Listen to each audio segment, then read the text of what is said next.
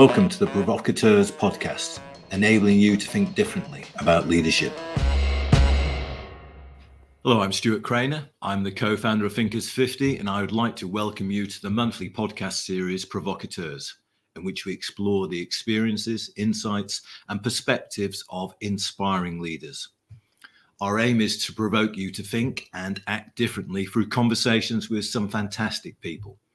This is a collaboration between Thinkers 50 and Deloitte. So my co-host today is Steve Goldbach.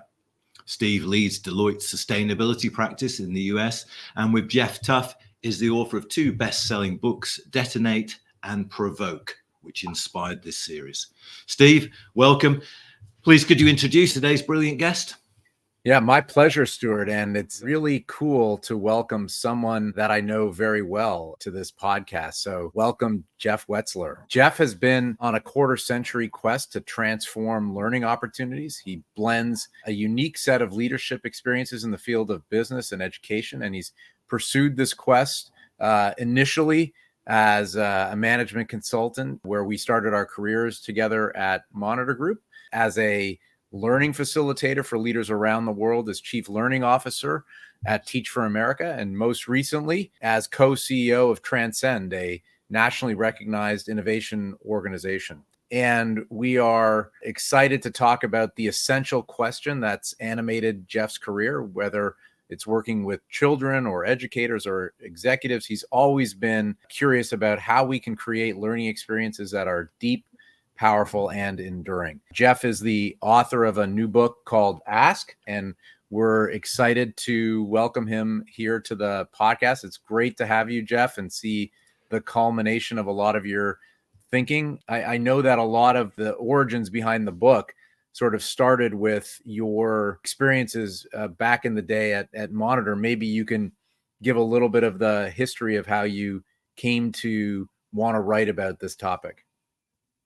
Absolutely. And it's great to be with you and Stuart as well. Steve, you and I started our careers together at this consulting firm called Monitor Group. One of the things that drew me to Monitor, this was back in the mid 90s, was that Monitor had among its leaders a professor named Chris Argyris.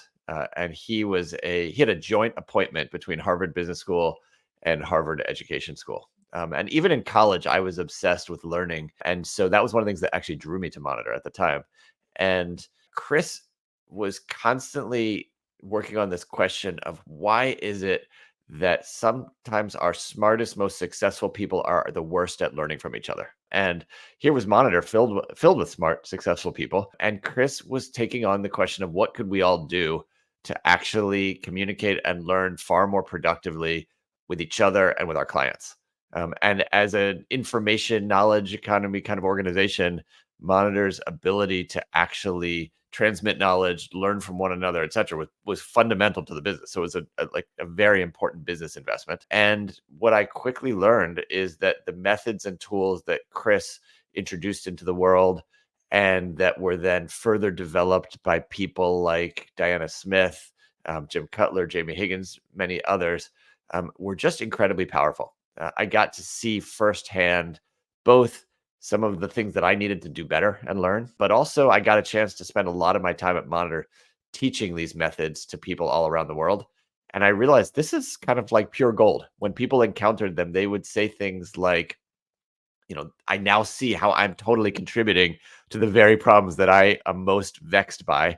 But equally, I can do something about it. And it doesn't take long to build that kind of awareness. And so it really has become the foundation of my own leadership. And it's the first thing I go to when I coach and develop other people around me. Chris was way ahead of his time, wasn't it? Because that was right. 30, 40 years ago. He was writing about single loop and double loop learning with Donald Schoen, wasn't it? And, Exactly. So those are timeless ideas. Yeah. And who else was a mentor to you in your early stages of your career then, Jeff? I know you've mentioned Ted Sizer at Brown. Yes, even prior to coming to Monitor, there was a professor at Brown named Ted Sizer, who was at the time really one of the foremost thinkers in education reform. And that was actually one of the seeds for the organization that I now co-lead called Transcend. But Ted Sizer really obsessed about why does the American high school serve students so poorly. And it's a model of education that many people call the industrial model of education, where we essentially batch kids together, group them by age, just keep progressing them through regardless of whether they learn or not. And at its time, at the turn of the century, it was actually a brilliant innovation because it got millions and millions of kids who were immigrants or in farms, etc., got them an education, and that changed tons of lives. The problem is the world has changed dramatically, and schooling has not changed enough. And that was something that Ted Sizer was dealing with back in the 90s, and something that Transcend, my organization now, is tackling as well. It's something that you don't think a lot about, but you're right. There really hasn't been like a disruptive innovation in the field of education, or certainly K-12 education. I can't think of one I'm sure you can, because I don't think about the space every day, but you like, until you said that, like a light bulb just went off for me. That's an amazing statement in a lot of different ways, Jeff. It's one of the only fields, if you think about it, that, if you fell asleep 100 years ago and woke up today, you wouldn't recognize medicine, you wouldn't recognize transportation, you wouldn't recognize communication or media, but you'd feel kind of at home at a school because you'd still see a teacher standing in front of 30 kids, often who are in rows, often who are sitting down and shutting up and just listening to the teacher. And I think there's actually an interrelation between the way that we educate young people and what we see in the workforce and in organizations as well. And if we want to actually see the workforce of the future with skills that cannot be replaced by AI, we've got to do things differently at every stage of the journey, both inside organizations and well before then. Totally agree. And before we're too hard on the American system, it's a universal issue, isn't it? I mean, education is pretty universal application. I'm based in the UK, so I understand the UK system is very that rigid, hierarchical, traditional, functional view of the world. And the overlap with the business world is quite interesting, isn't it? Right, exactly. I mean, if we are sticking people through basically a factory system of education that was designed to produce compliant factory workers, we shouldn't be surprised that in organizations we don't see people with the kinds of leadership, communication, collaboration, critical thinking, learning skills that we need. Yeah, and it's interesting, and maybe this is a good segue into the book. I know that there's been efforts. In fact, we were just emailing a few weeks ago. There are some efforts to actually take Chris Argyris's content and start to teach it to kids, to give them that skill. So maybe let's start with, for folks who aren't familiar with the core principles of what I call productive interaction. Some people call double loop learning. There's many names for this space. You've focused on a particular aspect of double loop learning, which is the withholding of information that people do in the proverbial left-hand column. So maybe can you just give us a sense of like what kinds of information people tend to withhold and why asking is the answer to that problem? Yes, absolutely. So the core problem that the book is tackling is that too often people keep important things from one another. And that could be in a managerial relationship, in a client professional services relationship, even in a friendship or a family relationship, etc. And you can come at that problem from two angles. One angle, which I think Kim Scott does a brilliant job of, is really helping make sure that the person who's withholding something is doing a better job sharing that, especially if that's constructive and important feedback. The angle that this book is really coming at it from is, if the person that you're talking to maybe hasn't read Radical Candor or isn't doing that, what can you do to elicit it from them? That's the asking side of it. And so the first thing I think that we need to understand and appreciate is, what are the kinds of things, as you said, Steve, that people tend to withhold? And often I have found it's the things that we most need to know and find out. So in the research for the book, there were several categories of things that emerged. One is really, really, what do they actually think about an issue? It's amazing how often people actually don't tell you their full view or their headline view of what they're truly thinking. If you're a leader, what do they really think about your strategic plan, for example? Or if they do say it, what they don't often say is, where do their views come from? What are the reasons, concerns, experiences that are animating what they actually think? So that's one category. A second category is what they're struggling with themselves, what they're up against. The number of times that I, as a leader, have discovered only too late that somebody that I'm managing was really dealing with something that I could have helped them with if I knew sooner. Has been way too often. So their challenges and struggles.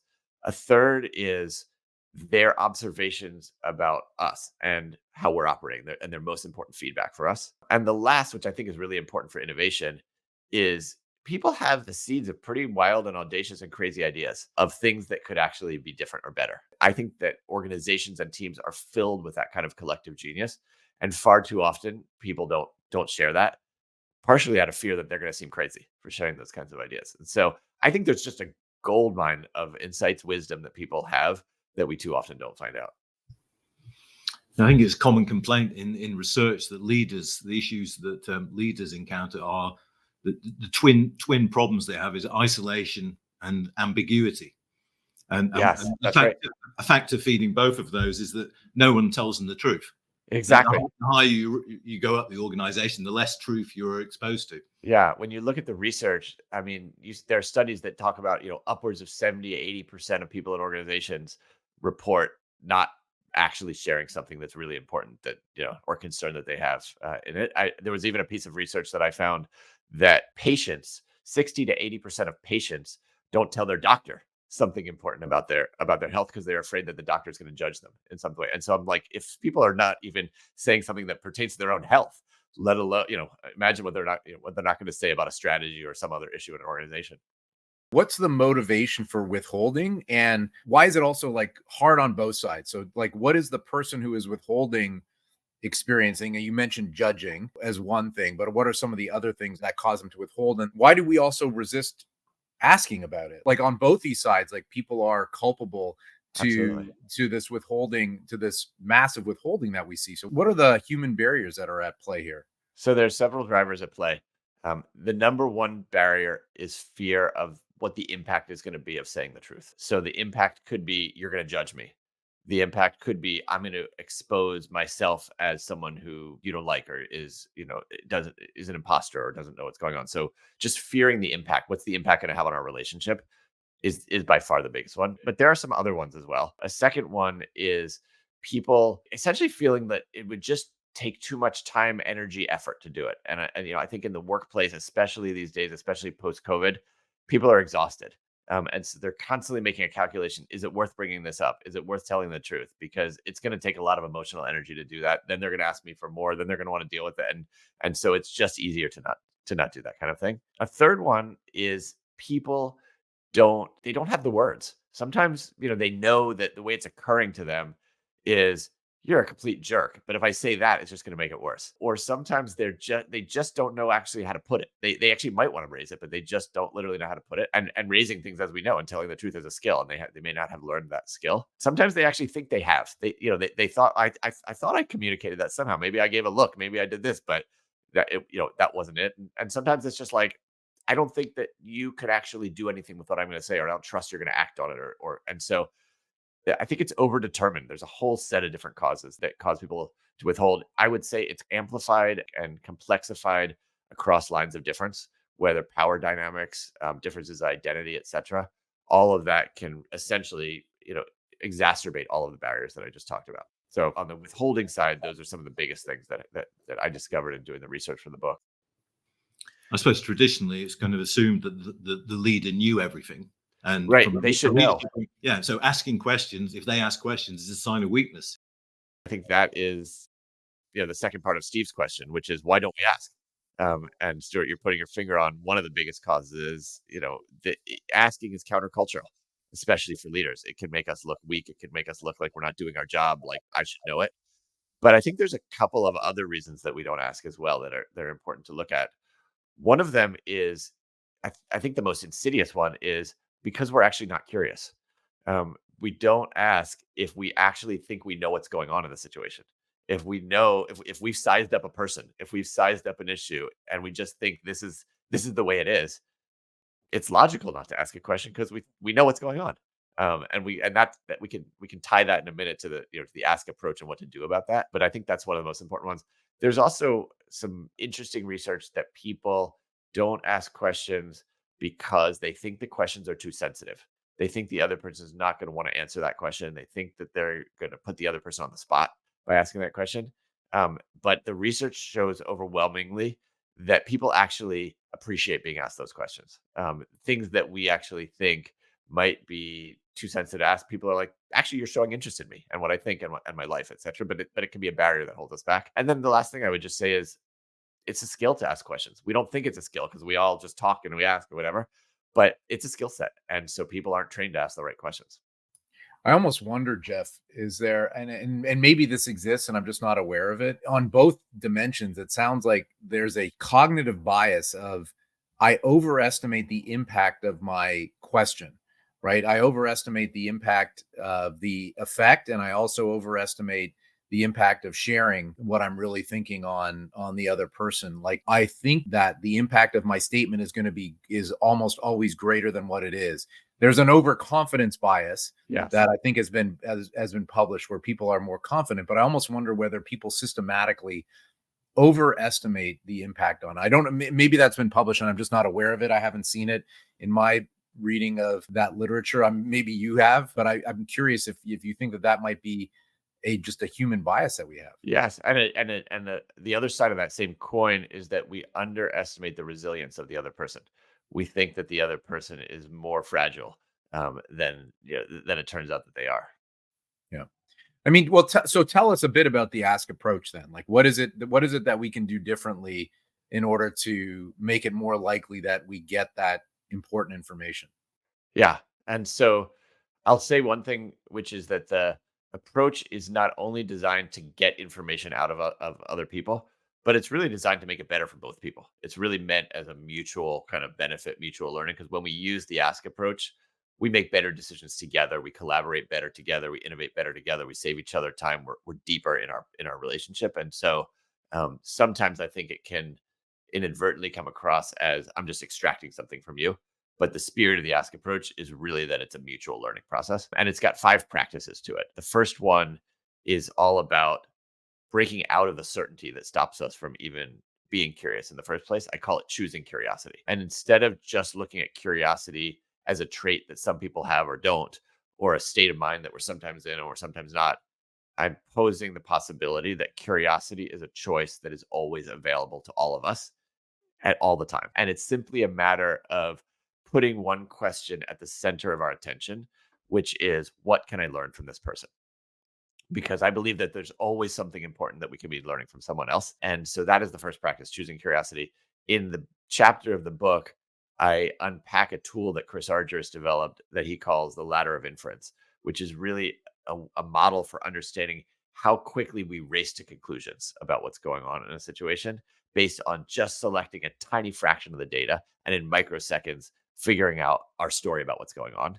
And this tool, I think, is one of the most powerful tools there is to help us realize our opinion about something, our conclusion about something is just one of many different ways of looking at a situation. And so if we can actually realize that we are jumping to our certainty based on pre-existing assumptions and biases that we have, but that there's other ways to look at it, we can start to inject question marks in the story that we have about someone. And so the chapter really starts to say, here's some specific questions that you can ask. Things like, what other information might I be missing? How might someone else interpret the story, etc. So that's number one, choosing curiosity. Curiosity is always interesting because that's something that's encouraged in schools, isn't it? Effectively, you get rewarded for pupils who ask questions about things are encouraged. But when you get to organizational life, you don't get promoted for being curious in general. There's a lot of research on how curious kids are naturally, and there's actually some really interesting research out of the UK that talks about kids asking something on average, like young kids asking something on average, like 400 questions a day to their poor parents. But by the time they get in, through grade school into middle school, it's dropping down almost precipitously. And there's other interesting research that shows that at home, kids are asking 50 questions a day.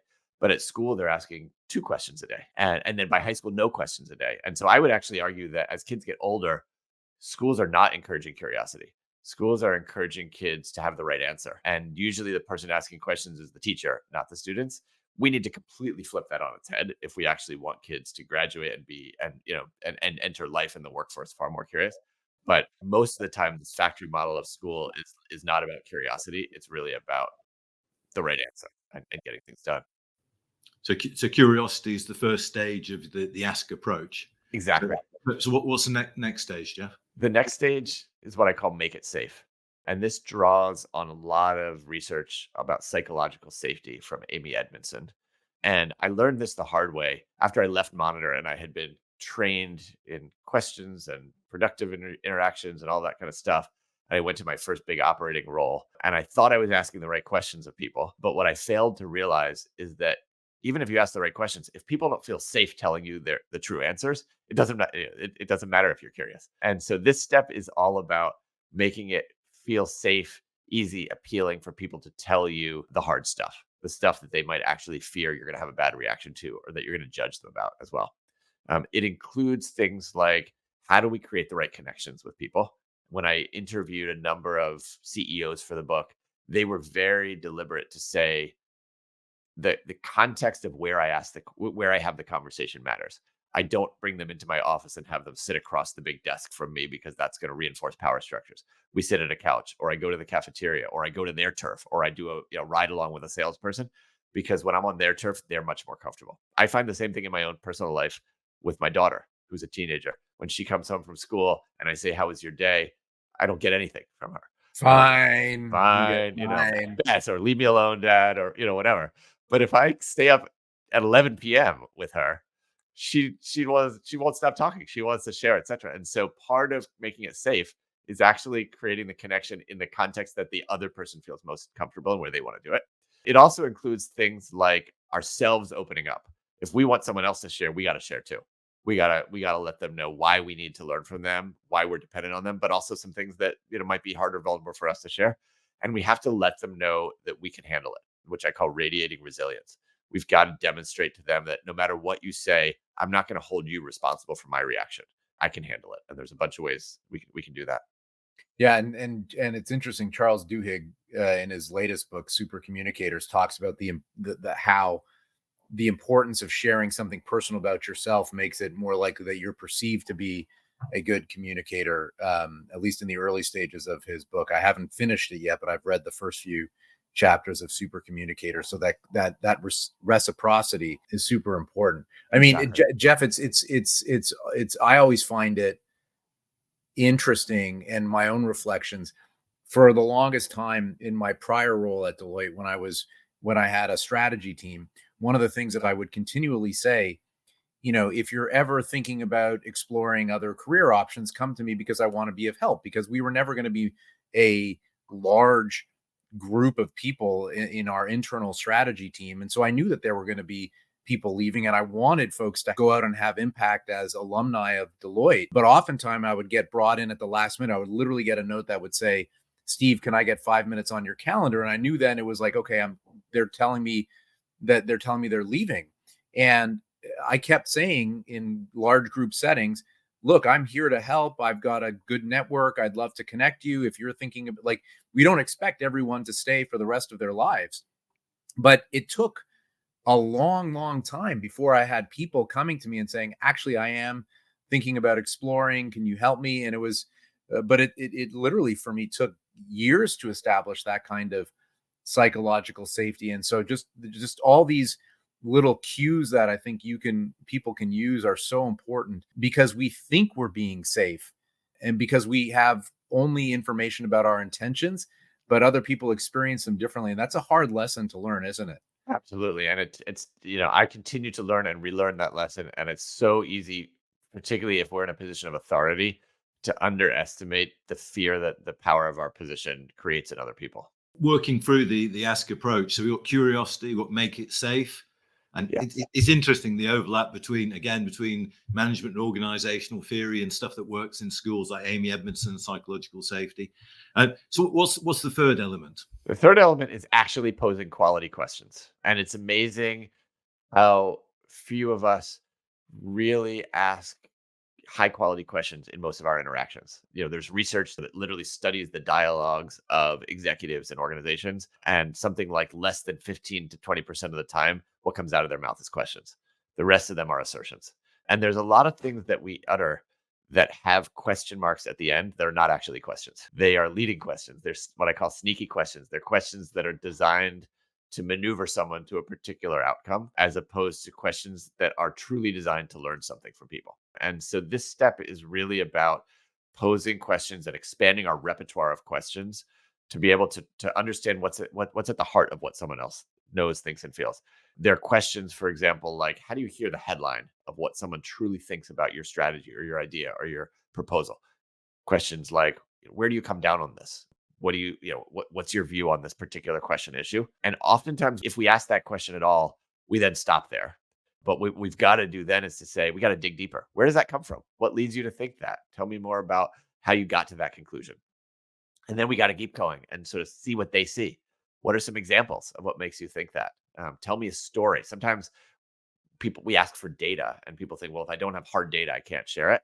But stories are forms of data too. So we can ask people, tell me some stories of what experience you've had that helped you to get to that. And it's amazing how much more that can uncover than just asking someone for what's your view on an issue. So there's questions like that. There's also questions which I think are very rare for leaders to ask, which are requesting reactions to our own ideas. So, we're very comfortable saying, here's what I think. But just to add the question, what might I be missing? What's the hole that I'm not seeing? What am I overlooking in this? What's your reaction to this? That can unleash all kinds of things that people would otherwise not tell them. And then there's questions that can invite innovation and ideation. How might we do this? What's your best idea for how to do this kind of thing? So those are a few categories of what I call quality questions. So curiosity, make it safe, pose questions. What's next, Jeff? Once you pose the question, you got to listen to what people have to say.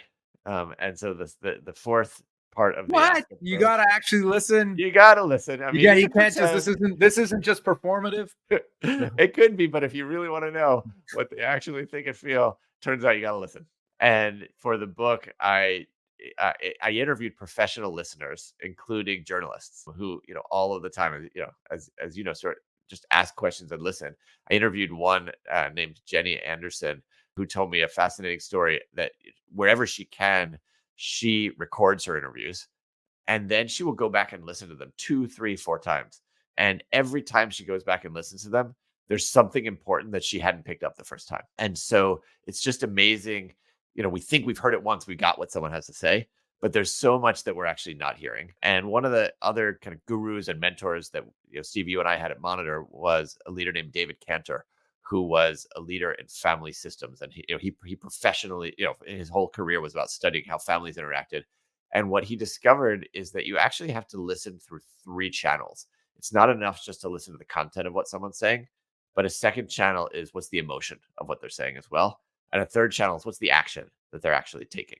And so in this chapter of the book, I talk about how can we triple the amount of information we're getting in what we're hearing by training ourselves to listen through each of these 3 different channels. And what's the final element after listening? After listening, it really comes down to how do we make sense of it all? So the final step is called reflect and reconnect. And reflection is, I think sometimes people think that's just something that monks do on a mountain in a monastery. Who has time for reflection? But reflection, I actually think this is the most important step, because this is actually about converting talk into action.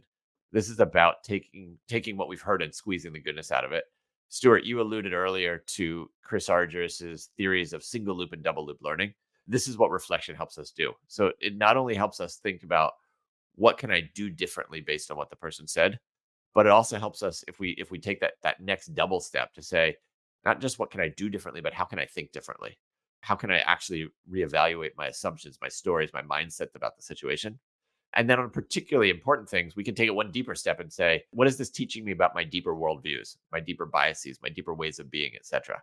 And so in this chapter, I talk about 3 turns of reflection, the reflecting on the story that we have about the situation, reflecting on the steps that we take, and reflecting on our deeper stuff about ourselves. And that's where the deepest, I think, richest, most powerful learning comes in. But we can't stop at doing this reflection. If we just do this reflection and walk away, then we leave the other person thinking, did they just want to take something from me? Are they going to do anything with what I shared? Is it worthwhile? And so this reconnect is so important to close the loop. It also gives the other person a chance to correct if there's something wrong that you took away. If you said, here's how I'm making sense of what we got in our conversation, and they said, well, I didn't actually mean it that way. Now you actually have a chance to adjust, get the right takeaway. And it makes it far more likely that the next time you ask a question, they're going to think it's worthwhile to share with you, because they can see how valuable what they shared was before. Jeff, as I've come into over the last few months, a new focus in my life around sustainability, in my particular case, from a professional standpoint, and helping people think, helping organizations think about how they can be more sustainable. One of the things that I have come to strongly believe, and I'd be curious what you view on this, is that the challenge that we have as a planet to navigate climate change, actually at the core of it, is going to be helped by this approach. Because this is such a complicated issue, and there's so many multiple things that we need to consider, right? Like, we need to consider societies in the global south being able to develop and use fossil fuels to develop at the same time that other societies should be decarbonizing, and what the impact on different communities might be, or how do we retrain people who have historically been part of it. Everyone comes at this major transition that the planet's going to have to go through from a different point of view and a different lived experience. So if we're effectively shouting at each other about, I believe this or I believe that, we're likely to be left with inaction. But if we actually employ some of the approaches that you're talking about in the book, we might have a chance. I'm curious how you look at some of the challenges that we face today, and think about the benefits of taking the stance towards solving really complex problems. It deeply resonates what you just said, Steve. Any one of the big challenging issues that are vexing us, from climate change to inequality to health crises, we're so interconnected. We're only going to solve these problems if we actually deeply understand the context and perspectives that every stakeholder is bringing to them. I think that the solutions to most of these problems actually exist if we could tap into the insights and genius and wisdom of people, like the seeds of figuring out what do we need to do to take on sustainability. People know the answer to those questions, but I don't know that those answers have been surfaced and reflected upon and integrated. And so, by just the same way that an organizational leader, I think, can unleash the collective intelligence of their organization, or we personally can unleash the collective intelligence of our friend group or whatever, I think for these big issues, the collective genius and the answers live, particularly in voices that are not often heard enough. And this kind of approach, I hope, will help to surface that and get us to solutions faster. I think one of the biggest problems that I'm concerned about right now is the problem of polarization, where it seems like too often people who have opposing views are seen as the enemy. And if there's one kind of challenge I would offer to all of us, would be to say, what would it mean if anytime there's someone who has a different view, we could just put the question to the front of our mind, what can I learn from this person? It doesn't mean we have to do what they say or agree with them, but there is something important that we can learn from this person. And my hope is that there's something that this book and this ask approach can do to transform some of that dynamic of polarization that's plaguing us right now. I mean, it strikes me as you were going through these issues, Jeff, that there's big cultural differences, isn't there?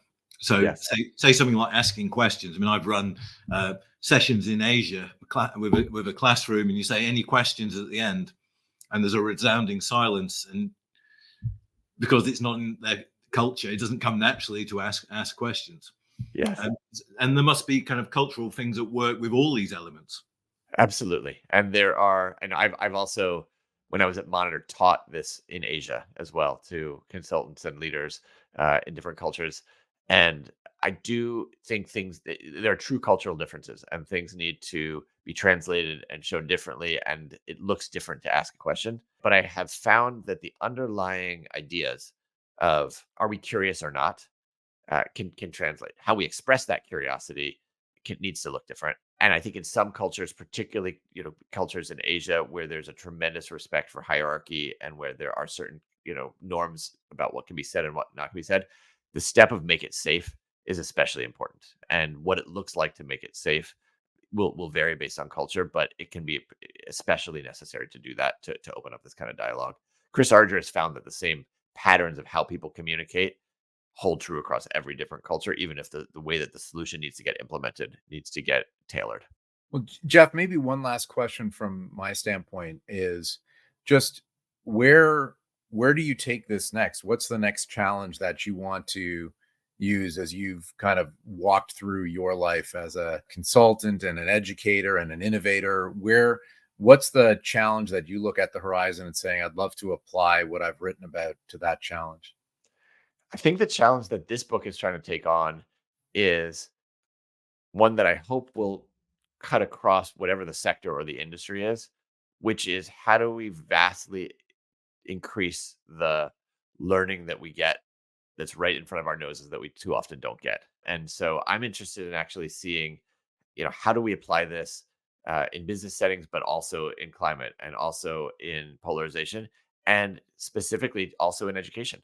One of the things that Transcend, my organization, deeply believes is that you can't come into a community and tell them here's the right answer for what school should look like. We need a community engaged participatory design process. And so also, infusing this into any kind of change and transformation process, including with schools or including with organizations, is something that I'm very fired up about. Is there a readiness for change, Jeff? Do you think is the timing right, and you encounter people where there is an appetite to embrace these ideas? There absolutely is, and we actually see this in our own work at Transcend with school communities. Over the years, we've seen communities that are incredibly fast and successful at innovating and building great things, and communities where things completely stall out.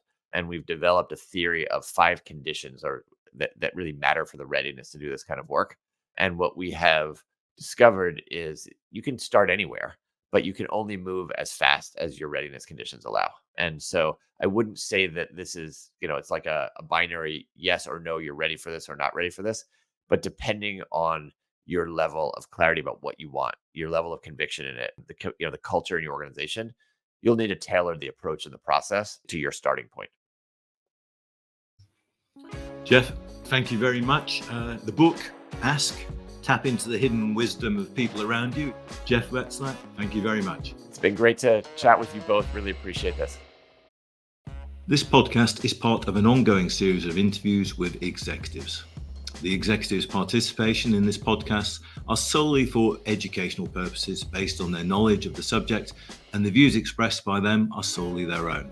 This podcast should not be deemed or construed to be for the purpose of soliciting business for any of the companies mentioned, nor does Deloitte advocate or endorse the services or products provided by these companies.